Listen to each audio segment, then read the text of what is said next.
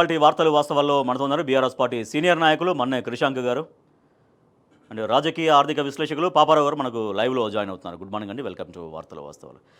ఇక రైతుల పాలిట భయహస్తం, ఇది కాంగ్రెస్ పార్టీ వచ్చినటువంటి ఏడాదిలో రైతులు ఎంత అవస్థలు పడుతున్నారనేది సమగ్రంగా మనం దీంట్లో నమస్తే తెలంగాణ చూస్తున్నాం. అట్ ద సేమ్ టైం నిన్న రైతు పండగ సభలో ముఖ్యమంత్రి రేవంత్ రెడ్డి మాట్లాడారు. రైతు సంక్షేమం కాంగ్రెస్ పేటెంట్, నాడు ఉచిత విద్యుత్ నుంచి నేడు బోనస్ దాకా తెచ్చింది మేమే అంటూ మాట్లాడారు. ఎస్ కృషాంక్ గారు, నిన్న ముఖ్యమంత్రి రేవంత్ రెడ్డి చేసిన ప్రసంగం వాస్తవంగా రైతుల పరిస్థితి ఏంటి, రైతుల వాస్తవ పరిస్థితిని ఏమన్నా రిఫ్లెక్ట్ చేసిందా, రిఫ్లెక్ట్ చేయలేదా ముఖ్యమంత్రి ప్రసంగం? రాజేష్ గారు, ఒకటి 100 కోట్లు ఖర్చు పెట్టి పార్టీ కార్యకర్తల కోసం ఒక సభ పెట్టి కేవలం అబద్ధాలు చెప్తే తెలంగాణ రాష్ట్ర రైతులు నమ్ముతారా అనేది ఇవాళ రైతులు ఆలోచించాల్సిన అవసరం ఉంది. ఎందుకంటే రైతులు దాన్ని అనుభవిస్తారు కాబట్టి నిజంగా ఒక సంవత్సరంలోనే ఇన్ని అద్భుతాలు జరిగినాయా మేము పండుగ చేసుకోవడానికి. ఆయన చెప్తున్న దాంట్లోనే చాలా తేడా ఉన్నది. మీరు గమనించండి, ఆయన రైతు పండుగ అని చెప్పిండు. రైతు పండుగ అని చెప్పిన వ్యక్తి మరి అక్కడ రైతులకు ముఖ్యమైనది భూమి. ఆ భూమిని నేను తీసుకుంటాను, మీరు భూమి ఇచ్చేసేయండి నాకు, నేను పరిశ్రమలు తీసుకొని వస్తాను. ఫార్మా అంటే నా అల్లుని కంపెనీ, లేదు ఇండస్ట్రీస్ అంటే అదానీ సిమెంట్ కొడంగల్లు. అల్టిమేట్గా అదే అజెండా. రైతులు వాళ్ళ భూమిని ఇచ్చేస్తే ఇంకా అది ఎందుకు పండుగ అయితే చెప్పండి వాళ్ళకు. రైతులకు రైతు బంధును ఆపేస్తే ఎందుకు పండుగ అయితే చెప్పండి నాకు. రైతుల రుణమాఫీను 2 లక్షల రూపాయలు చేస్తా అని చెప్పేసి 1 లక్ష రూపాయలు కూడా చేయకుండా ఇంకా సుమారు 60% ఇవాళకి కూడా రైతులు పెండింగ్ ఉండి నువ్వు ఆల్రెడీ అయిపోయింది, రైతు రుణమాఫీ అయిపోయింది అని చెప్తే ఎందుకు పండుగ అది. రైతులను వాళ్ళ భూమి ఇచ్చేయమని అంటావు, వాళ్ళ మీద కేసులు వేస్తావు. నీకు కలెక్టర్ గారి మీద జరిగిన నిరసన మీద ఉన్నది, కానీ మీరు పోలీసులను అడ్డుపెట్టుకొని అక్కడ మహిళలతోని అసభ్యకరంగా అశ్లీలంగా ఎవరైతే అక్కడ ఉన్న ఆదివాసీ గిరిజన మహిళలతో ప్రవర్తించారో దాన్ని కనీసం ఖండించినవా నువ్వు? ఎందుకు పండుగ అయితే చెప్పండి. ఫస్ట్ నుంచి కూడా నీళ్లు అసలు అంటే స్టెప్ బై స్టెప్ చూద్దాం. చెప్పండి. పచ్చి అబద్ధాలు. ఈవెన్ ఫస్ట్ ఇది కేంద్ర ప్రభుత్వం దగ్గర మొత్తం ఖాతా అన్ని డీటెయిల్స్ ఉన్నాయి. నువ్వు ఏమని చెప్పినావు? అప్పుకి మిత్తి కడుతున్నాం, ఇంత కడుతున్నాం, ప్రతి నెల 6,000 కోట్లు కడుతున్నాము అని చెప్పినావు. ఫస్ట్ నెంబర్ 1, నువ్వు ఈ సంవత్సరంలో చేసిందే ఇప్పటి వరకు 95,000 కోట్ల అప్పు లెక్కతో సహా ఉన్నది. ఒక్క నెలలో కూడా నువ్వు ఇవాళటి వరకు ఒక్క నెలలో కూడా కనీసం 2,000 కోట్ల కంటే మించి దాటలేదు. సుమారు 2,000 కోట్లు, ఒక్కొక్కసారి 17,000 కోట్లు, ఒకసారి 1,600 కోట్లు మాత్రమే కడుతున్నారు. కానీ చెప్పే అబద్ధం ఏంటిది? 6,000 కోట్లు మేము ప్రతి నెల ఇంత కడుతున్నాం, ఇంత కట్టినాము అనేసి పచ్చి అబద్ధం నెంబర్ 1. ఇంకోటి, Narayanpet Kodangal lift irrigation project. ఇవాళ నువ్వు ప్రాజెక్ట్ ఒకటి కడతా అనంటే ఎవరు తప్పుపడతలేరు. కానీ నువ్వు ఏ కంపెనీని అయితే ఈస్ట్ ఇండియా కంపెనీ అని అన్నావో, మెగా కంపెనీని నువ్వు ఈస్ట్ ఇండియా కంపెనీ అని అన్నావు, ఆ ఈస్ట్ ఇండియా కంపెనీకి ఎందుకు ఇస్తున్నావు ఇవాళ అని ప్రశ్నించొద్దా? నంబర్ 1. ఇంకోటి, మంత్రిగా నీ సహచరుడు క్యాబినెట్లో ఉండి పొంగులేటి శ్రీనివాసరెడ్డి గారు వాళ్ళ కంపెనీకి వాళ్ళ సొంత కొడుకు రాఘవ కన్స్ట్రక్షన్స్కి నువ్వు ఎట్లిస్తావు అని ప్రశ్నించొద్దా అది? ఇంకోటి, రికార్డు స్థాయిలో ధాన్యం ఇవాళ వచ్చింది అని అంట. ఇప్పటి వరకు ఇట్లాంటి ధాన్యం ఇంత జరగలేదు, ఇంత సేకరణ జరగలేదు అని చెప్తున్నాను. రైతులు ఆలోచించాల్సిన అవసరం ఉన్నది. 10 సంవత్సరాల్లో ఏం మార్పు జరిగింది? ధాన్యం రికార్డు స్థాయిలో ఎప్పటి నుంచి ఉంది? అసలు ఎవరి కారణం వల్ల ఉన్నది? కాళేశ్వరం లేకుండానే, ప్రాజెక్టులు నిర్మాణం లేకుండానే ఇవాళ ఈ స్థాయిలో వచ్చిందా రికార్డు స్థాయిలో ధాన్యం?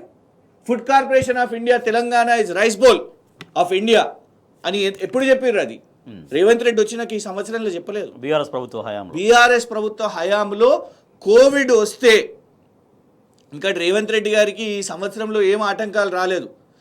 తెలంగాణ రైతాంగం ఆలోచించాల్సిన అవసరం లేదు. పెద్ద నోట్ల రద్దు ఎప్పుడు జరిగింది? నరేంద్ర మోదీ గారు పెద్ద నోట్ల రద్దు చేశారు. ఆ ఎఫెక్ట్ దేశవ్యాప్తంగా పడ్డది. అప్పుడు బీఆర్ఎస్ ప్రభుత్వం ఉన్నది, అయినా ఎదుర్కొన్నది దాన్ని. జిఎస్టీ అని తీసుకొని వచ్చారు. జిఎస్టీ ఆర్థికంగా చాలా ఇబ్బందులు తీసుకొని వచ్చింది ఇంకో సంవత్సరం.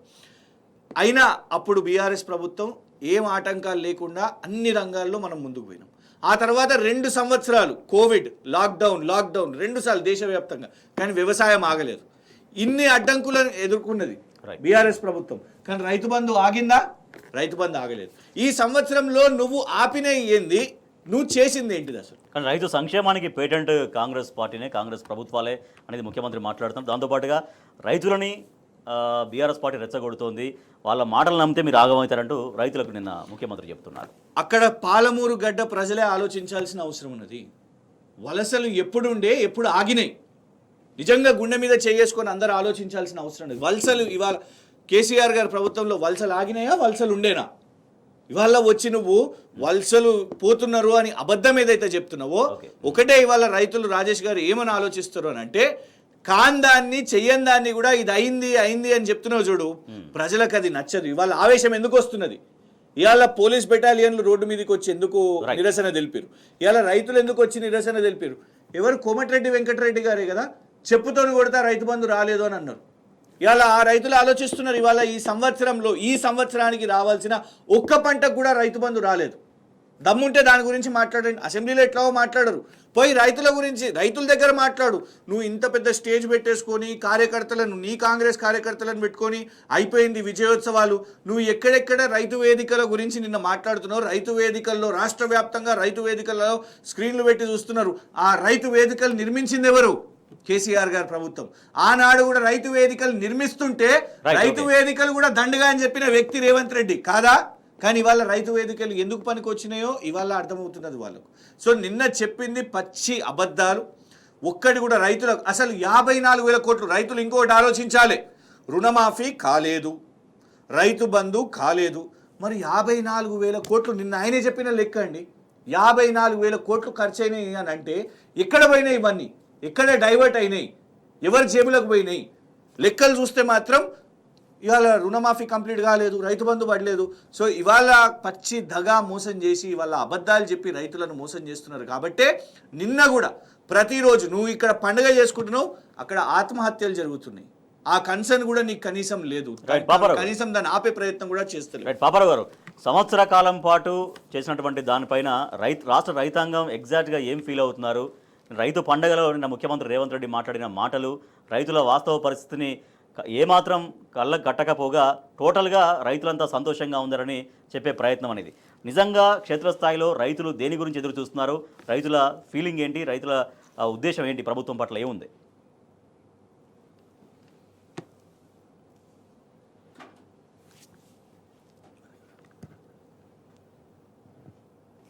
పాపారావు గారు, మీ మ్యూట్లో ఉందండి, అన్మ్యూట్ చేయండి.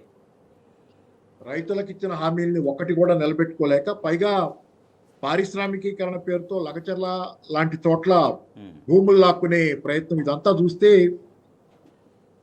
సరే ఆ ప్రయత్నంలో కూడా లగచర్లలో విత్డ్రా చేసుకున్నారు. విత్డ్రా చేసుకుని మళ్ళీ కొత్త జీవో తెచ్చారు. ఈసారి ఇండస్ట్రియల్ పార్క్ కోసం దాన్ని తెచ్చారు. అలాగే ఇథనాల్ ఆదిలాబాద్ నిర్మల్ దగ్గర ఇథనాల్ కర్మాగారాన్ని దాన్ని విత్డ్రా చేసుకున్నారు. అంటే రైతుల తిరుగుబాటు, ఒక నందిగ్రామం, ఒక సిగ్గూరు ఇక్కడ కూడా జరుగుతున్నాయి. రైతుల తిరుగుబాట్లు జరుగుతున్నాయి అంటేనే రైతులు ఎంత అసంతృప్తిగా ఉన్నారో అర్థమవుతుంది. రెండోది, ఇక్కడ మహబూబ్ నగర్ పోయి అక్కడ మాట్లాడుతున్న దానిలో మీకు కనపడుతుంది ఏంటి? ప్రాంతీయతత్వం. అంటే ఏ ప్రాంతీయతత్వం? సబ్బు ప్రాంతీయతత్వం. అవసరం లేకుండానే మహబూబ్ నగర్ జిల్లా వాళ్ళకి ఈ చాలా సంవత్సరాల తర్వాత 70 ఏళ్ల తర్వాత ముఖ్యమంత్రి అయ్యే అవకాశం వచ్చింది కాబట్టి ఈ అవకాశాన్ని సద్వినియోగం చేసుకోండి. నేను ఇక్కడ ఏదో అంటే సద్వినియోగం చేసుకోవడం అంటే ఆయన లాక్కుంటే భూములు ఇచ్చేస్తే సద్వినియోగం చేసుకున్నాడు. కాబట్టి పరమ దుర్మార్గమైన వ్యవహారాలు నడుపుతా, పైగా అదే మహబూబ్ నగర్ పేరు పదే మహబూబ్ నగర్ పేరు చెప్పి మహబూబ్ నగర్ జనాల కళ్ళు వాళ్ల వేలుతోనే పొడిచే ప్రయత్నం చేస్తున్నాడు రేవంత్ రెడ్డి, ఆ ప్రాంతీయ దీన్ని రెచ్చగొట్టి. ఇక్కడ తర్వాత రెండోది ఏంటంటే, ఇక్కడ మీకు చూస్తే ఇందాక కృష్ణాంగ్ చెప్పిన దానిలో కాగ్ నివేదిక ప్రకారం నెలకి కడుతున్న వడ్డీ 2,700 కోట్లు 800 కోట్లు ఉంది వాస్తవానికి అది. కానీ భట్టి విక్రమార్క గారు చెప్పిన లెక్కలు అది 8,000 కోట్ల దాకా లెక్క చెబుతున్నారు. అంటే అదే అబద్ధం. అన్ని వేల కోట్లు 8,000 కోట్ల దాకా అసలు వడ్డీ అసలు కానీ వడ్డీ కానీ కట్టటల్లా ప్రభుత్వం కడుతుంది 2,800 కోట్లు దాని లోపలే. తర్వాత ఏంటంటే రేవంత్ ఈ రైతు పట్ల నాకు ఇది రైతుల పండగని పెట్టాడు కదా, నేను మహబూబ్ నగర్ లో పెట్టింది రైతు పండగ. కానీ ఇప్పుడు ఇదేం గుర్తు వస్తుంది అంటే, చంద్రబాబు చెప్పిన వ్యవసాయం దండగ అనేది గుర్తు వస్తుంది. రైం కలుస్తుంది కూడా. వ్యవసాయం దండగన్న చంద్రబాబుకి రైతు పండగ పేరు పెట్టి భూములు లాక్కుంటానని చెబుతున్నటువంటి రేవంత్ కి ఉన్న సంబంధం తేడా ఏంటి ఏమీ లేదనేది కూడా కనపడుతుంది. ఆ రోజు వ్యవసాయం దండగన్నందుకే కదా చంద్రబాబుని 2004లో జనాలు ఓడించారు, 2003 చివరిలో. అలాగే ఏంటంటే మీరు రైతు భరోసా వర్సెస్ బోనస్ పోటీ పెట్టాడు. రైతు భరోసా అనేది రైతు బంధుని ఇంప్రూవైజ్ చేసి 10,000 కేసీఆర్ గారు ఇస్తుంటే 15,000 రూపాయలు ఇస్తానని చెప్పి వాళ్ళ మేనిఫెస్టోలో పెట్టారు. అలాగే అది కౌలు రైతులకు కూడా ఇస్తామని చెప్పారు. అది ఇప్పుడు బోనస్ వాళ్ళ సపరేట్ వాగ్దానం, అది ఇంప్రూవ్మెంట్. ఏది రైతు భరోసా అనేది రైతు బంధు మీద మెరుగుదల అని చెప్పారు. అలాగే రెండో పక్కన బోనస్ ఇస్తాం 500 రూపాయలకు వడ్లకు అన్నారు. దానిలో సవరణ చేసుకున్నారు. మొదట బియ్యానికి వడ్లకి బోనస్ ఇస్తాం 500 అని చెప్పి, తర్వాత సన్న బియ్యానికి అని చెప్పి సన్నాయి నొక్కులు లెక్కారు. అది అయిపోయింది. ఇప్పుడు అదే బోనస్ ని సన్న బియ్యానికి ఇచ్చే బోనస్ తెచ్చి పోటీ పెడుతున్నారు. ఏది రైతు భరోసాతో. దానికి దీనికి పోటీ పెట్టి రైతు భరోసా క్యాన్సిల్. అలా రెండో పక్కన మాత్రం రైతు బంధు కంటే బోనసే బాగుందని రైతులు చెప్తున్నారు నాకు అంటూ తుమ్మల నాగేశ్వరరావు స్వయంగా ఆయన వ్యవసాయ శాఖ మంత్రి చేసినటువంటి ప్రకటన. అందరూ అదే ఇప్పుడు బోనసే బాగుందంటే బోనస్ దేనికి ఉంది? సన్న బియ్యానికి ఉంది. కాటన్ పండించే రైతులకు లేదు, మిర్చి ఇతర పంటలు వేసే రైతులకు లేదు, దొడ్డు బియ్యం పండించాల్సిన అవసరం ఉన్నటువంటి రైతులకు లేదు. ఇంతమందిని మినహాయించాలనే ప్రయత్నం, ఒకే దెబ్బకి ఇంతమందిని మినహాయించి తాము చెప్పిన 2 వాగ్దానాల్లో ఒకదాన్ని పూర్తిగా రద్దు చేసుకొని, అంటే పరమ దుర్మార్గం, ఒకదాని తర్వాత ఒకటి అబద్ధాల పుట్టగా మోసపూరితమైనటువంటి వ్యవహారం. మనంతకానికి రైతు భరోసా కమిషన్ ఎందుకు వేశారు, కమిటీ ఎందుకు వేశారు? బట్టి విక్రమార్కతో కమిటీ వేశారు రైతు భరోసా మీద స్టడీ చేయడానికి. ఆ కమిటీ నివేదిక ఇవ్వకపోగా రెండో పక్కన రైతు భరోసాని ఎత్తేసే ప్రయత్నం ఈరోజు చేస్తున్నారు. జనాలు రైతులు కావాలంటున్నారు, రైతు భరోసా బాగుందంట, అది బోనసే బాగుందంటున్నారనే మాట మీరు కమిటీ ఎందుకు వేసినట్టు అట్లాంటప్పుడు. Right, okay. 54,000 కోట్లతో రైతుల జీవితాల్లో వెలుగు తీసుకొచ్చామని ముఖ్యమంత్రి రేవంత్ రెడ్డి చెప్తున్నారు. ఆ ఓటే రైతన్న చరిత్ర తిరగ రాసింది అంటూ ముఖ్యమంత్రి మాట్లాడుతున్నారు. కానీ ఇవాళ ఓటేసినందుకు మా చరిత్ర తిరగ రాస్తున్నారు కాంగ్రెస్ ప్రభుత్వం అంటూ రైతులు ఆగ్రహం వ్యక్తం చేస్తున్నారు. మరోపక్క 4వ విడత 2,747 కోట్ల రుణమాఫీ. సో రుణమాఫీ అనేది ఏకకాలంలో సింగిల్ స్ట్రోక్లో చేశామని చెప్తున్నారు. మళ్ళీ విడతల వారీగా కూడా మనకు ప్రకటనలు కనిపిస్తూ ఉన్నాయి. రైట్, కృష్ణాంగ్ గారు, 54,000 కోట్లు ఇందాక మీరు ప్రస్తావించినట్టుగా ఆ 54,000 కోట్లు మరి రైతుల జీవితాల్లో వెలుగు ఎట్లా నింపింది, ఎవరికి నింపింది అనేది ఒకటైతే, మొన్న తుమ్మల నాగేశ్వరరావు గారు చేసినటువంటి ప్రకటన బోనసే బాగుంది అంటున్నారు. రైతు బంధు కంటే మీరు ఏది బాగుందని కోరుకుంటే అదే ఇస్తాము అనేది. అంటే బోనసే ఇస్తున్నారు. రైతు బంధు పూర్తిగా అన్ని పంటలకు వచ్చే రైతు బంధు పక్కన పెట్టి కేవలం సన్న వడ్లకు ఇచ్చే బోనసే ఇస్తాము అని చెప్పనట్ట ఏం జరిగినట్టు ఆయన ప్రకటనలో? స్పష్టంగా వాళ్ళు చెప్పినట్టే అని కనబడుతున్నది. తుమ్మల గారు చెప్పినట్టు ఇలా రైతు బంధు కాకుండా ఆల్టర్నేటివ్ బోనస్ అని చెప్తే అసలు రేపు యాసంగి వస్తుంది. యాసంగిలో తెలంగాణ రాష్ట్రంలో అత్యధికంగా ఏం పంట పెరుగుతుంది? దొడ్డు వడ్లే. మరి దాన్ని కొనుగోలు చేయం మేము, అసలు బోనస్ కూడా ఇయ్యము అని నెక్స్ట్ స్టెప్లో బోనస్ కూడా గాల్లో కలిపేస్తారు కదా. అంటే స్టెప్ బై స్టెప్ మీరు చూడండి. ఫస్ట్ రుణమాఫీ విషయంలోనే వీళ్ళు ఏమని చెప్పారు? 2 లక్షల రుణమాఫీ చేస్తాము అని చెప్పారు. ఒకటే దఫాలు అయిపోయింది అని కూడా చెప్పిన వాళ్ళు ఇలా 4వ విడత అని చెప్తున్నారు. అసలు అంటే ఎంత అబద్ధాలు. పార్లమెంట్లో నిలబడి వాళ్ళ కాంగ్రెస్ ఎంపీ ఒక్క దఫాలో మేము ఖతం చేసేసినాం, మేము రికార్డు స్థాయిలో మేము చేసినాము అని చెప్తున్నారు. అసలు 54,000 కోట్ల లెక్కేంది? ఏడ నువ్వు అసలు రుణమాఫీ గాంధీ, రైతు బంధు గాంధీ, నువ్వు ఎక్కడికి వెళ్ళి 54,000 కోట్లు ఖర్చు పెట్టినావు అని పదే వాళ్ళ రైతుల్లో ఆలోచన వస్తుంది. ఎందుకు చెప్తారు? ఇలా చూడండి, ఆయనలో భయం కనబడుతున్నది. ఏమంటున్నారు? బీఆర్ఎస్ వాళ్ళు రైతులను రెచ్చగొడుతున్నారు, మీరు రైతులు ఇట్లా రెచ్చిపోదు అంటే రైతుల్లో ఆగ్రహం ఉందని నిన్నటి సమావేశంలో కనబడుతున్నది. అందుకే కదా నీ ప్రజాపాలన విజయోత్సవాలను నువ్వు రథం పెట్టుకుంటే దానికి తోడు పోలీసులను పెట్టే పరిస్థితి ఎందుకు వచ్చింది? రైతులు అక్కడ తిరగబడుతున్నారు. నువ్వు ఇచ్చిందేం లేదు, నువ్వు చేసిందేం లేదు. నువ్వు 2,500 రూపాయలు మహిళలకు అన్నావు, అది వస్తలేదు. నువ్వు 4,000 రూపాయలు పెన్షన్ పెంచుతా అని చెప్పినావు, అది వస్తలేదు. ఉన్న రైతు బంధును నువ్వు ఆపేసినావు, రైతు బంధు ఇస్తలేదు అనేది ఒక కోపం వాళ్ళలో ఉన్నది. ఎందుకంటే అక్కడ మీ లెక్క స్పష్టంగా చెప్తున్నది. కేసీఆర్ ప్రభుత్వం 72,808 కోట్లు రైతు బంధుకు ఖర్చు పెట్టింది. రైతు బంధు ప్రతి ఒక్క రైతులకు వాళ్ళ డైరెక్ట్గా నేరుగా అకౌంట్లో పడ్డది. ఇట్లా ఒక దఫా, 2వ దఫా, 3వ దఫా అనేది రైతు బంధు ఎప్పుడు ఇట్లా కాలేదు. ఒక్కసారి సీజన్ ఉంది అని అన్నప్పుడు ఆ పంట కాలంలో దానికంటే ముందు ఇచ్చేసింది. ఇదొకటి అయితే రేపు యాసంగిలో స్పష్టంగా ఈ బోనస్ కూడా రాదు. ఎందుకంటే మన దగ్గర దొడ్డు వడ్లే అవుతాయి, కొనుగోలు చెయ్యము అని చెప్తున్నారు ఇవాళ వాళ్ళు. గతంలో కేసీఆర్ గారు ప్రభుత్వం కేంద్రంతో కొట్లాడింది. దేనికోసం కొట్లాడింది? ఎవరి కోసం కొట్లాడింది? కేసీఆర్ గారు ముఖ్యమంత్రిగా పోయి ఢిల్లీలో ధర్నా ఎందుకు చేశారు? ఎవరి కోసం చేశారు? రైతుల కోసం చేయలేదా? మా వడ్లు కొనుగోలు చేయాలి, ఇక్కడున్న వాతావరణం ప్రకారం యాసంగిలో దొడ్డు వడ్లు వస్తాయి, ఇక్కడ ఇదే చేస్తాం మేము, తేమ శాతం నూకలు వస్తాయి, పార్బాయిల్డ్ రైస్ వస్తుంది, మీరు కొనుగోలు చేయాలి అని రాష్ట్ర ప్రభుత్వం ఇక్కడ కొనుగోలు చేస్తూనే అక్కడ కేంద్రంతో కొట్లాడింది. నువ్వు ఇవాళ ఏం చేస్తున్నావు? అసలు బోనస్ అనేది కేవలం సన్నాలకు మాత్రమే అని నువ్వు అంటున్నావు. అప్పుడు కేంద్ర మంత్రి మాట్లాడిన నువ్వు మాటలు కూడా- ఎన్నికల ముందు ఒక మాట, ఎన్నికల ముందు ఒక అబద్ధం, ఎన్నికల ముందు వడ్లు మాత్రమే అని చెప్తావు, ఇప్పుడు వచ్చేసి సన్నాలు మాత్రమే అని చెప్తావు. ఇవాళ పోయి దమ్ముంటే మేము వడ్లు కాదు సన్నాలకు మాత్రమే, నువ్వు మళ్ళీ ఎలక్షన్కి పో. నువ్వు ఇవాళ చేస్తున్న తీరులో నువ్వు ఎలక్షన్కి పోతే ఇవాళ నీకు అసలు రైతుల్లో ఎంత ఆగ్రహం ఉందో అనేది చాలా స్పష్టంగా కనబడుతున్నది. సో ఇవాళ బోనస్ కానివ్వండి, ఇవాళ పెన్షన్లు కానివ్వండి, అన్నిట్లో కూడా పచ్చి అబద్ధాలు మాట్లాడుతున్నారు రేవంత్ రెడ్డి గారు. ఇవాళ రైతులను డీల్ చేయలేకనే. ఎందుకండి ఇంతెందుకు, ఒక రోజు మేము ఛాలెంజ్ చేస్తున్నాం, ఈ సంవత్సరం నీది అవుతున్నది కదా, ఈ సంవత్సరంలో కనీసం 2 సార్లన్నా నువ్వు పెట్టిన ప్రజా దర్బార్లో కూర్చున్నావా? ప్రజా దర్బార్ అని మొదలుపెట్టినావు కదా, 2 సార్లు కూర్చున్నావా ఈ మొత్తం సంవత్సరంలోను? కనీసం కూర్చోలేదు. దమ్ముంటే అక్కడెక్కడనో 100 కోట్లు ఖర్చు పెట్టి వాళ్ళ నువ్వు సభ పెట్టడం కాదు, దమ్ముంటే ప్రజా దర్బార్లో కూర్చో. ప్రజా దర్బార్లోనే కూర్చొని ఈ రైతులను అందరినీ కూడా, కాంగ్రెస్ కార్యకర్తలను కాదు, అవసరమైతే మేము బీఆర్ఎస్ వాళ్ళని మేము కూడా బీఆర్ఎస్ వాళ్ళం రైతులను తీసుకొని వస్తాం. పిలిస్తే పలుకుతున్నా అని చెప్పారు కదా నిన్న ముఖ్యమంత్రి. ఎక్కడండి, ఎక్కడ పలుకుతున్నారు? ఇవాళటి వరకు నీ నియోజకవర్గంలో అక్కడున్న గ్రామాల్లో ఇంత పెద్ద అల్లర్లు జరుగుతాయి జాతీయ స్థాయిలో. వాళ్ళు ఎందుకు మానవ హక్కుల కమిషన్ దాకా పోవాల్సిన అవసరం ఏమొచ్చింది?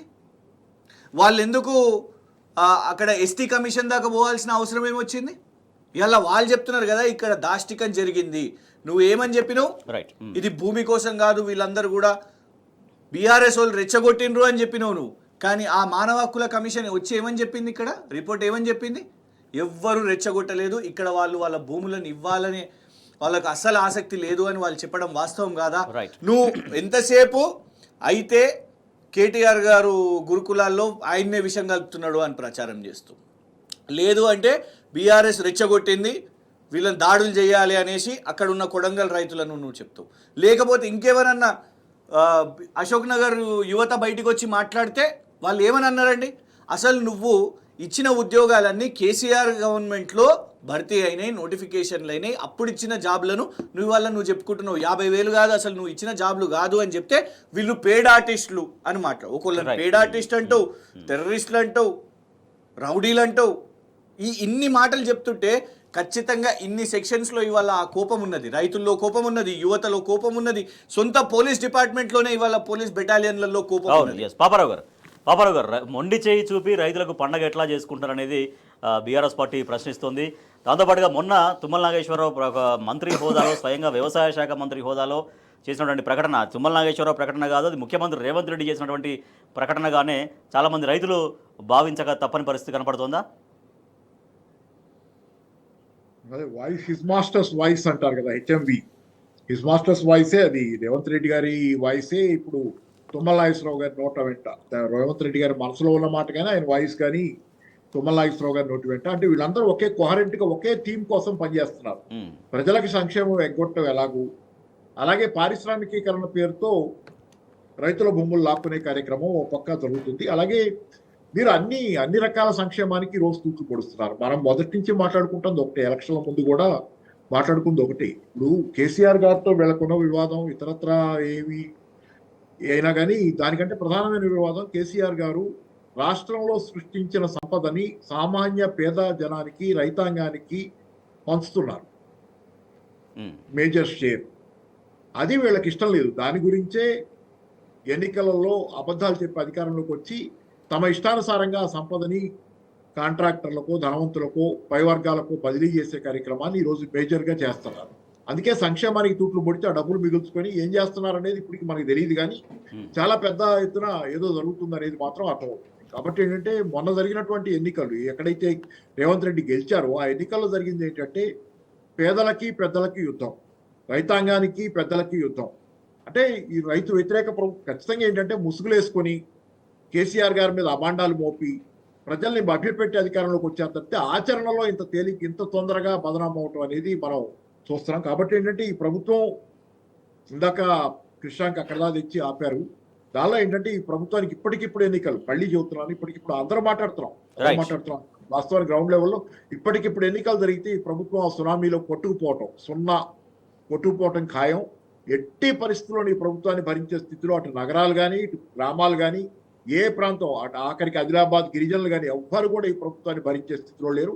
ఈ ప్రభుత్వం పట్ల ఈ రోజు ఉన్నటువంటి బాయిలింగ్ అసంతృప్తి, బగబగ మండుతుంది అసంతృప్తి అనేది నిజం. కదిలిస్తే తిడతన్నారు, జనాల్ని కదిలిస్తే తిట్టిపోస్తున్నారు. మామూలుగా తిట్టిపోయటం కాదు, అసాధారణమైన రీతిలో. అంటే ఎక్కడికి వచ్చిందంటే ఈ పాయింట్, కొత్తగా మాట్లాడటానికి ఏమీ లేదు ఈ ప్రభుత్వం గురించి. ఆల్రెడీ ఎంత బదనామైందంటే ఈ ప్రభుత్వం, దీని గురించి కొత్తగా మనం చెప్పి కొత్త విషయాలు ప్రజలకు చెప్పేది ఏం లేదు. ప్రజలే ఎక్కువ ఎదురు మాట్లాడుతున్నారు. మనం ఇంకా చాలా సాత్వికంగా మాట్లాడుకుంటున్నాం డిబేట్లో సంస్కారవంతంగా. కానీ ప్రజల దగ్గరికి పోతే ప్రజలు ఈ వాడుతున్న భాష కానీ, ఈ ప్రభుత్వం గురించి, వీళ్ళు రేవంత్ రెడ్డి గురించి వాళ్ళు తిడుతున్న తిట్లు కానీ చాలా భయంకరంగా ఉన్న పరిస్థితి ఈ రోజు ఉంది గ్రౌండ్. రైట్ పాపారావు గారు, రైట్. ఇక్కడ మొత్తం 54,000 కోట్లు రైతుల కోసం ఖర్చు చేశామనేది ప్రభుత్వం చెప్తుంది, నిన్న ముఖ్యమంత్రి ప్రకటించారు. అయితే వాస్తవ పరిస్థితి ఇట్లా ఉంది. దాదాపుగా 63,000 కోట్లు రైతులని మోసం చేసింది కాంగ్రెస్ ప్రభుత్వం అంటూ ఒక చర్చ సాగుతోంది. దాంట్లో మనం చూడొచ్చు, రుణమాఫీ విషయంలో, రైతు భరోసా విషయంలో, తర్వాత కూలీలకు కూడా డబ్బులు ఇస్తా ఉన్నారు దాని విషయంలో, తర్వాత వరి బోనస్ మొత్తం ఎండాకాలం వానాకాలం కలిపి వరి బోనస్, మొత్తం అన్ని అంశాల్లో దాదాపు 63,000 కోట్లు రైతుల్ని మోసం చేసిందనేది ఈ టేబుల్ మనం చూస్తున్నాం. రుణమాఫీ మొత్తం చేయాల్సింది 40,000 కోట్లు. స్వయంగా అప్పుడు ప్రభుత్వంగా చెప్పినటువంటి మాట 40,000 కోట్ల రుణమాఫీ చేయాల్సిన అవసరం ఉందనేది. చేసింది కేవలం 18,000 కోట్లు మాత్రమే. ఇంకా దాంట్లో 22,000 కోట్ల మోసం రైతులకు జరిగింది ఈ రుణమాఫీ విషయంలో. రైతు భరోసా విషయంలో చేయాల్సింది 22,800 కోట్ల రైతు భరోసా నిధులు రైతులకు ఇవ్వాలి. కానీ ఇచ్చింది కేవలం 7,600 కోట్లు మాత్రమే. అంటే దీంట్లో జరిగిన మోసం 15,200 కోట్ల మోసం ఇక్కడ జరిగింది. కూలీలకు కనీసం ఒక ఎకరం ఉన్నా కూడా కూలీలకు ఎంత రావాల్సిందంటే 14,400 కోట్లు రావాలి. ఇది ఎకరానికి కూలీకి కూడా 12,000 ఇస్తామని చెప్పారు కదా రైతు భరోసా స్కీమ్లో. సో దాంట్లో మొత్తం రావాల్సింది 14,400 కోట్లు వస్తే కూలీలకు ఏమి ఇవ్వలేదు, జీరో. సో 14,400 కోట్ల మోసం కూలీ విషయంలో జరిగిందనేది. వరి బోనస్ ఎండాకాలం విషయంలో 3,750 కోట్లు రావాలి, సున్నా, ఏమి ఇవ్వలేదు. 3,750 కోట్ల మోసం రైతులకు జరిగింది వరి బోనస్ ఎండాకాలం విషయంలో. వరి బోనస్ వానాకాలం విషయంలో 7,650 కోట్లు ఇవ్వాలి యాక్చువల్గా మొత్తం అన్ని ధాన్యానికి వాళ్ళు చెప్పినటువంటి మాట ప్రకారం. కానీ కేవలం 25 కోట్లు మాత్రమే రైతులకు చేరినాయి. మొత్తం 7,625 కోట్ల నష్టం రైతులకు జరిగింది. ఓవరాల్గా మొత్తం మోసం 63,000 కోట్లు. సో 63,000 కోట్ల మోసం అనేది రైతులకు జరిగినట్టుగా చాలా క్లియర్గా మనకి ఇక్కడ కనిపిస్తోంది. సో మరి 54,000 కోట్ల సంక్షేమాన్ని రైతుల కోసం చేశామన్న ప్రభుత్వం లేదా ముఖ్యమంత్రి మాటలు పూర్తిగా అబద్ధమైనటువంటి చర్చ రైతాంగంలో విస్తృతంగా సాగుతుంది. 54,000 కోట్లు కాదు, రైతాంగానికి ఈ ప్రభుత్వం మొత్తం చేసినటువంటి మోసం 63,000 కోట్లు అని రైతులు ప్రభుత్వం పట్ల ఆగ్రహాన్ని వ్యక్తం చేస్తున్నారు. బీఆర్ఎస్ ఆధ్వర్యంలో గురుకుల బాటను తీసుకుంది ఆ కార్యక్రమాన్ని. గురుకులాల్లో చాలా సమస్యలకు నిలయంగా గురుకులాలు మారాయి. గురుకులాల విద్యార్థులు చాలామంది ఆత్మహత్యల బాటపట్టారు. తర్వాత పాము కాటు గురి కావడం, తర్వాత అక్కడ ఫుడ్ పాయిజన్కి గురి కావడం, కొంతమంది విద్యార్థుల గురుకులాల నుంచి తప్పించుకొని బయటకు వెళ్ళి ప్రమాదంలో చిక్కోవడం, ఇట్లా చూసాం. కాబట్టి ఆ గురుకుల బాటలు వ్యవస్థలో ఏం జరుగుతుందని తెలుసుకోవడం కోసం బీఆర్ఎస్ గురుకుల బాట పట్టింది. అనేక చోట్ల గురుకులాలని సందర్శించారు. అక్కడ అన్ని చోట్ల కూడా విద్యార్థులకు నాణ్యమైనటువంటి సౌకర్యాలు అందకపోవడంతో బీఆర్ఎస్ నాయకులు తీవ్రంగా అసహనం వ్యక్తం చేశారు, ఆగ్రహం వ్యక్తం చేస్తున్నారు ప్రభుత్వం పట్ల, నిర్వహణ పట్ల. కృష్ణ గారు, గురుకుల బాట ఎట్లా సాగుతుంది, ఏం అంటే వాస్తవ పరిస్థితులు ఏం కనపడుతున్నాయి, ఆ సమస్యలు ఎట్లా పరిష్కారం కావాలనుకుంటున్నారు? ఇప్పుడు చాలా స్పష్టంగా కూడా మనకు అక్కడున్న పిల్లలు మాట్లాడుతున్నారు, అక్కడున్న అధ్యాపకులు కూడా వాళ్ళు మాట్లాడుతున్నారు, అక్కడున్న పరిస్థితులు నిజంగా కూడా చెప్తున్నారు. ఇగోండి చాలా దారుణం. ఈ ఎలుకలను చూస్తే నిజంగా ఎంత ఘోరమైన పరిస్థితి అని అంటే, ఇంకొకటి వీళ్ళు జరిగిన తర్వాత కూడా పాఠాలు నేర్చుకుంటలేరు, అది పిల్లలను బద్నాం చేయాలని ప్రయత్నం చేస్తున్నది కాంగ్రెస్ ప్రభుత్వం అనేది ఇంకా దారుణం. ఇప్పుడు ఈ ఎలుకలు ఏదైతే దొరికినాయో, అవును, ఇదే స్కూల్లో ఒక 3 నెలల క్రితం అనిరుద్ అనే అబ్బాయి చనిపోయాడు. ఆ తర్వాత ఇది కిచెన్లో మొన్న రీసెంట్గా 3 రోజుల క్రితం ఇది దొరికింది, ఇదే ఎలుకలు. 3 నెలల క్రితం అనిరుద్ చనిపోయినప్పుడు వాళ్ళ తల్లి అక్కడ బాధతో చెప్పింది, ఇలాంటి కడుపు కోత మళ్ళీ వేరే తల్లిదండ్రులకు ఉండొద్దు అని అక్కడ మాట్లాడింది. దాని తర్వాత ఇన్ఫ్యాక్ట్ ఇదే స్కూల్కి కేటీఆర్ గారు వెళ్ళిన తర్వాత ఆ తల్లిని పరామర్శించిన తర్వాత బట్టి విక్రమార్క గారు వెళ్ళారు. బట్టి విక్రమార్క గారు వెళ్ళి ఈ స్కూల్లో కలిసి వాళ్ళంతా కూడా చూసి దాని తర్వాత ఏమన్నా మార్పు జరిగిందా అంటే, సీతక్క గారు నిన్న ఏమని మాట్లాడతారు అని అంటే, బీఆర్ఎస్ వాళ్ళు ఇది భోజనంలో దొరికిందని అంటారు, భోజనంలో కాదు కిచెన్లో దొరికినాయి ఈ ఎలుకలు అని. కిచెన్లో ఏముంటాయండి, ఏం సామాగ్రి ఉంటాయి కిచెన్లో? బెడ్రూమ్ సామాగ్రి లేకుంటే హాలో పుస్తకాలు కాదు కదా, కిచెన్లో వంట సామాన్లు, ఆహార సామాన్లు, కూరగాయలు, బియ్యము, వాటికి సంబంధించినటువంటి అవి ఉంటాయి. కొండా సురేఖ గారు ఏమంటారండి, కొండా సురేఖ గారు ఏమన్నా అంటారంటే చిరుతిండ్లు తిని అని ఇవాళ చనిపోతున్నారు లేకపోతే హాస్పిటలైజ్ అవుతున్నారు. కోర్టులో ఏమని చెప్పారండి? కోర్టులో అడ్వకేట్ జనరల్ గారు ఏజీ గారు కుర్కురే తిని అయింది అనేసి. అక్కడనే ఎమ్మెల్యే గారు ఎక్కడ రెడ్ హ్యాండెడ్ దొరికిపోయారంటే అదే మక్తల్ చెందిన స్కూల్లో ఎమ్మెల్యే గారు బయట నిలబడి చెప్తున్నారు, పోయిన వారంలోనే ఒక దాదాపు 10 రోజుల్లో 3 సార్లు అయింది, ఇది 4వసారి అని చెప్తున్నారు. అంటే ఒక్క స్కూల్లో 3వసారి 4వసారి. అక్కడ ఎంఆర్ఓలు ఆర్డీఓలు ఇవాళ అందరూ కూడా నిన్న రాజగోపాల్ రెడ్డి గారు పోయి సడన్గా ఇన్స్పెక్షన్ చేసేసరికి అక్కడ కూడా బయటపడ్డది. ఇవాళ గురుకుల బాట పెట్టుకున్నందుకు మీరు ఇంకొకటి ఏం చేస్తున్నారు? పోనివ్వకుండా అరెస్టులు చేసే ప్రయత్నం. దీని వెనుక అన్నిటికీ ఏదైనా దొరికితే మళ్ళీ కేటీఆర్ కుట్ర ఉన్నది. టీఆర్ఎస్ కుట్ర చేస్తోంది, దీంట్లో ఆర్ఎస్ ప్రవీణ్ కుమార్ హస్తం ఉందంటూ స్వయంగా మంత్రి కొండా సురేఖ గారు చేసినటువంటి ఆరోపణ. అదే ఎంత దారుణం ఇది. ప్రవీణ్ కుమార్ గారికైనా లేకపోతే కేటీఆర్ గారికైనా ఇవాళ కుట్ర అని చెప్తే అంటే ఆ చిన్నపిల్లలందరూ యాక్టింగ్ చేస్తురా? కొడంగల్ రైతులు మా భూమి ఇవ్వద్దు అని అంటే వీళ్ళని రెచ్చగొట్టిన అని అంటే వాళ్ళ బాధ వాళ్ళు చెప్పుకుంటుంటే వాళ్ళను మీరు తప్పుపడుతున్నారు, ఇక్కడ పిల్లలను తప్పుపడుతున్నారు. అంటే రాష్ట్రంలో అన్ని గురుకుల పాఠశాలల్లో కేటీఆర్ గారు ఆర్ఎస్ ప్రవీణ్ కుమార్ గారు మీరు యాక్టింగ్ చేయండి, మీరు అబద్ధాలు చెప్పండి, మీ కడుపున వస్తున్నట్టు మీరు డ్రామా చేసి హాస్పిటల్లో పోండి అని చెప్పిర్రా? కనీసము మీకు అంటే ప్రభుత్వంగా మీరు పాలన చేయలేకపోతే కనీసం ఇట్లా బురద జల్లకండి. రైతుల మీద, పిల్లల మీద, తల్లిదండ్రుల మీద బురద జల్లుడు మానేయండి, యువత మీద బురద జల్లుడు మానేయండి. కనీసం నిజాన్ని ఒప్పుకొని దీన్ని మేము ఒకటి చేస్తాం, ఒక ప్రణాళిక పెట్టుకోండి. విద్యాశాఖ మంత్రి ఎవరండి? రేవంత్ రెడ్డి గారు, సీఎం గారు. ఇవాళ ఇక్కడ జరుగుతున్న క్రమంలో నువ్వెక్కడ ఉంటావు? ఢిల్లీలో ఒక పెళ్ళి అని, కేరళలో ఇంకో పెళ్ళి అని పెళ్ళిలో తిరుగుతున్నావు. ఇక్కడనేమో అవుతున్నాయి, చావులు అవుతున్నాయి. కనీసం శైలజ అనే అమ్మాయి చనిపోతే అక్కడ పోలేని పరిస్థితి, ఆ ఊర్లకు కూడా పోలేని పరిస్థితి. ఇదా నీ ప్రజాపాలన? ఇదా నీ ప్రజాస్వామ్యం? సో ఇవాళటి వరకు యాజ్ అన్ ఎడ్యుకేషన్ మినిస్టర్ గురుకుల పాఠశాలలదు 1 సంవత్సరం అయింది అని నువ్వు అంటున్నావు కదా, నీ పాలన ఒక్క రివ్యూ మీటింగ్ జరగలేదండి. సంక్షేమ శాఖ మంత్రి లేడు, విద్యాశాఖ మంత్రి లేడు, రేవంత్ రెడ్డి గారి కింద ఉన్న పోర్ట్ఫోలియోస్ కనీసం నువ్వు ఇవాళటి వరకు ఒక్కసారి కూడా రివ్యూ మీటింగ్ చేయలేదు ఈ స్కూల్స్ మీద. నువ్వు ఎట్లా మాట్లాడతావు? Right, okay. పాపారావు గారు, గురుకులాల్లో ఒక సమస్యల వలయంగా గురుకుల వ్యవస్థ మారింది అనేది, తర్వాత ప్రభుత్వ స్కూళ్ళల్లో మధ్యాహ్న భోజనం కూడా నాసిరకం భోజనం తినడం, విద్యార్థులు అస్వస్థతకు పాల్గొనడం, ఆసుపత్రుల బెడ్ల మీద విద్యార్థులని చూస్తున్నాం. సో దాంట్లో భాగంగా గురుకుల బాట అనేది బీఆర్ఎస్ పార్టీ తీసుకుంది. అయితే గురుకులాల్లో ఇట్లా ఫుడ్ పాయిజన్ కావడానికి, కలుషితం కావడానికి బీఆర్ఎస్ కుట్ర ఉంది, లేదంటే ఆర్ఎస్ ప్రవీణ్ కుమార్ హస్తం ఉంది అంటూ మంత్రుల ప్రకటనలు. అంటే అది సామెతలు ఉన్నాయి కదా, ఆడలేక మధ్యలో ఇట్లాంటి. అంటే గురుకులాలలో కనీసం భోజనం కూడా సరిగ్గా ఏర్పాటు చేయలేనటువంటి ప్రభుత్వం ఈరోజు ప్రతిదానికి ప్రతిపక్షాన్ని నిందించడం కార్యక్రమంగా పెట్టుకొని, అది కూడా టార్గెటెడ్ గా ప్రవీణ్ కుమార్ గారు గురుకులాల సెక్రటరీగా చేశారు ఇంతకుముందు. ఒక రకంగా ఆయనే ఒక రకంగా దానికి చెప్పాలని దాన్ని తీర్చిదిద్దిన వ్యక్తి అడ్మినిస్ట్రేటర్ గా ఉండి, కాబట్టి ఆయన్ని టార్గెట్ చేసి ఆయనకి వివరాలన్నీ తెలుసు కాబట్టి ఆయన మాట్లాడుతుంటే ఆయన్నే టార్గెట్ చేసి మళ్ళీ మాట్లాడుకుంటూ ఉంటారనే లెక్కన టార్గెట్ చేసి మాట్లాడటం తప్పితే పరమ దుర్మార్గం అయింది. ఎవరు తెలిసి బుద్ధున్న వాళ్ళు చేసే పని కాదు అది. కాబట్టి ఏంటంటే ప్రభుత్వం ఎదురుదాడి, అది కూడా ఎదురుదాడి నమ్మేటట్లుందా నమ్మరా జనాలు అనేది పట్టించుకోకుండా దారుణంగా ఇదంతా ప్రవీణ్ కుమార్ కుట్ర, కేటీఆర్ కుట్ర అని చెప్పి మాట్లాడటం ఈరోజు జనాలు చేత్కరించుకోవడమే కాదు, అసలు జనాలు అంటే ఇది ఒక స్టేజ్ దాటిపోయింది సార్. ఇందా నేను చెప్పినట్లు జనాలకు ఏం చేయాలో అర్థం కాని పరిస్థితి ఈరోజు. ఎందుకంటే ఇంకో 4 ఏళ్ళు భరించాలి మామూలుగా ప్రభుత్వాన్ని.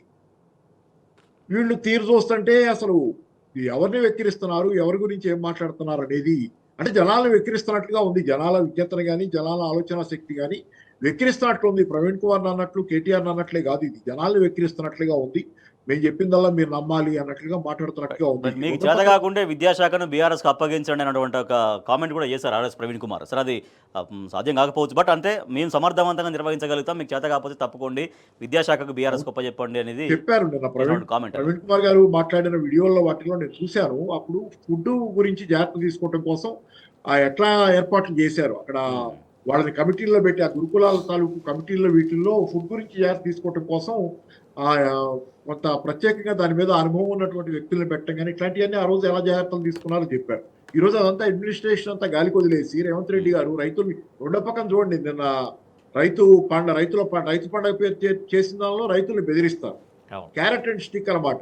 రైతుల్లో ఒక పక్క ఏమో జైలుకి వెళ్తారా, భూమి ఇస్తారా, రెండో పక్కేమో మీకు ఎంత కావాలంటే అంత తీసుకోండి, 20 లక్షలు తీసుకోండి, 10 లక్షలు కాదు. దాన ధర్మాలు చేస్తున్నట్లు మాట్లాడుతున్నారు రైతులకు. ఆయన దాన ధర్మాలు చేస్తున్నట్లే మాట్లాడుతున్నారు రైతులకు. వాళ్ళ భూములు తీసుకోవడానికి వాళ్ళకి పైగా మీకు పబ్లిక్ ఒపీనియన్ సేకరణ ఉండగా, ప్రజాభిప్రాయ సేకరణ ఇప్పుడు కొత్తగా ఇచ్చినటువంటి భూసేకరణ జీవోనో లేకపోతే దేనికి కూడా ప్రజాభిప్రాయ సేకరణ మళ్ళీ జరగాలి.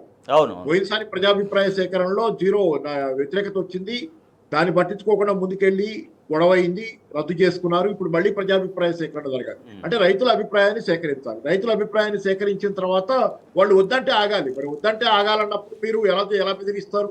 జైలుకి వెళ్తారు, కాదంటే జైలుకి వెళ్తారా, 20 లక్షలు తీసుకుంటారా అంటే ప్రజాభిప్రాయ సేకరణ అనేది ఒట్టి ఫేక్ అనమాట. దాంతో నిమిత్తం లేదు రేవంత్ రెడ్డి గారికి. రైతుల అభిప్రాయంతో వాళ్ళ మానసిక ఇష్టాలతో ఏ నిమిత్తం లేకుండానే లాక్కుంటాను నేను, నాకు ఇవ్వకపోతే కనుక, లేకపోతే ఈ కాస్త డబ్బులు తీసుకొని పక్క బొండి అని మాట్లాడే మాటలు ఈ మాత్రమే.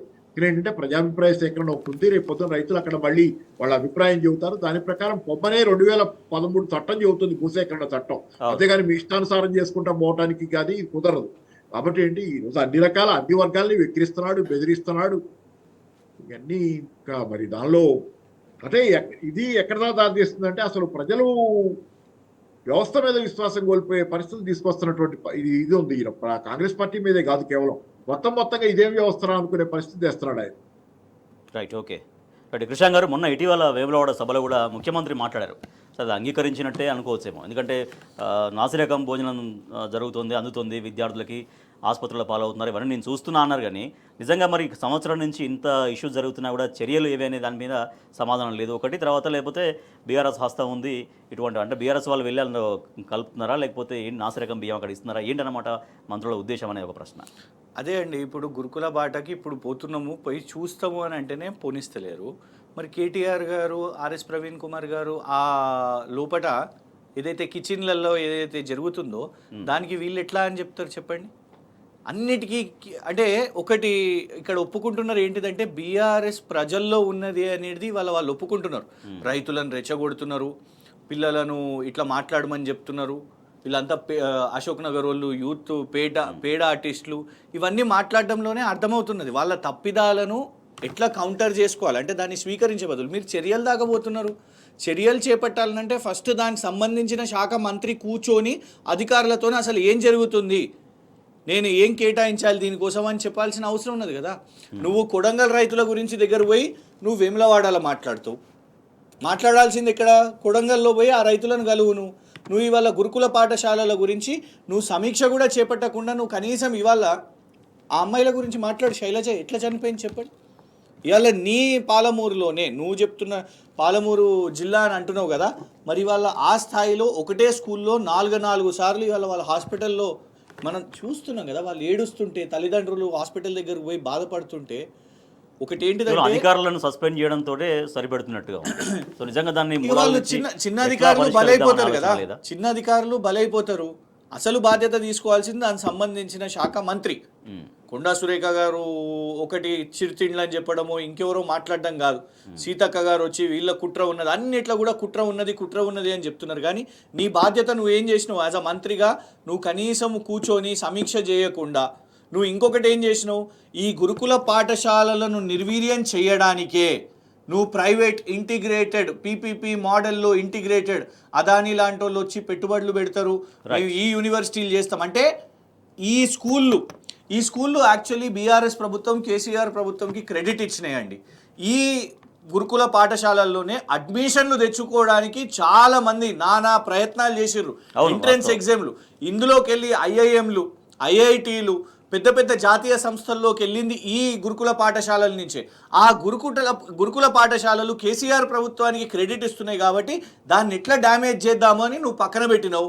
ఇవాళ ఆ పిల్లలకు ఇలాంటి తిండి తిని ఇబ్బందులు అవుతున్నాయి కాబట్టి నువ్వు ఏం చేద్దాం అనుకుంటున్నావు?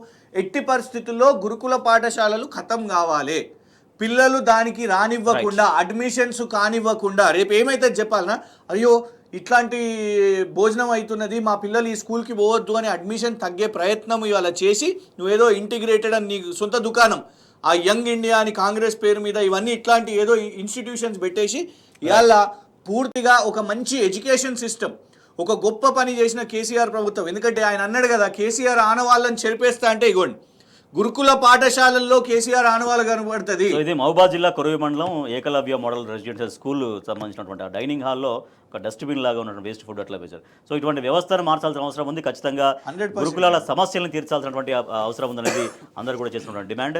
Thank you so much Paparao గారు. థ్యాంక్ యూ సో మచ్ మన్నే క్రిషాంక్ గారు. ఇది ఇవాల్టి వార్తలు వాస్తవాలు. చూస్తూనే ఉండండి టీ న్యూస్.